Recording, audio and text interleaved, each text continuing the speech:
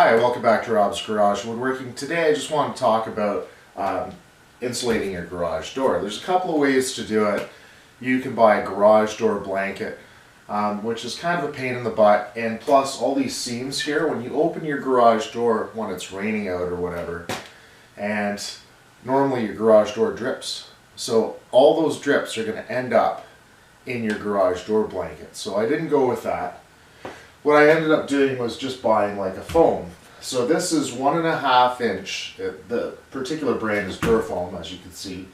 It has an R value of 5.5, and it is 24 bucks a sheet approximately. Now it depends on where you live, obviously. It's a little more expensive up here in Canada. But anyway, so I also used 2 cans of spray foam and one tube of PL Premium. So what you end up doing is, this has a plastic face on one side and a foil face on the other. So I took first I cut them to size. I used 3.5 sheets. This is a 1.5 car door. So I ended up using 3.5 sheets, so 4 sheets is what I had to buy. I didn't want a lot of seams, so I made sure that it's one solid piece per panel, right? And anyway, so what you do is you cut your sheet to size. You can use a knife, which is a pain in the ass, or a saw, like a hand saw, which works way better, but it's messy as hell, right? So you have foam everywhere, little bits of foam. And anyway, but that works a lot faster and a lot nicer. So you take that, you cut it to size, you size it, you take your PL Premium, and then you put the adhesive on the door, stick your foam to it, do the whole door, it'll stay in place. And then after that, you get spray foam, okay? You take your spray foam, you go around all the joints, all the way around, and you seal it. And anything that's too big or too ugly, you can just shave it off with a knife later, which is what I've done to most of the door to make it look a little bit nicer. Alright, you could also tuck tape it all around the seams.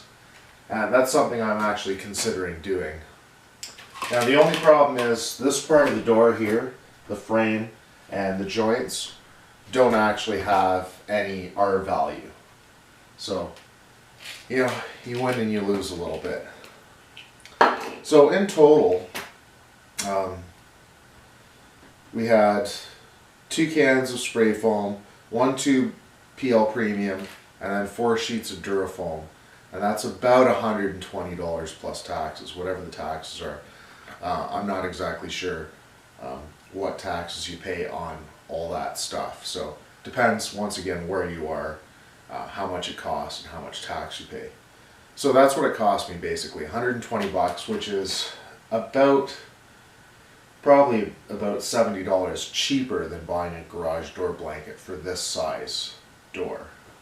Because they're somewhere around $200, somewhere around there. Okay, the other part is I actually installed this weather stripping here, and I have a video on this actually. And this weather stripping goes up against the edge of the door. And I also, this is the bottom of the door itself, and it has some weather stripping, and I replaced that as well because it had been chewed by some mice. So I did the weather stripping all the way along the top and the sides, and then the new stuff on the bottom as well.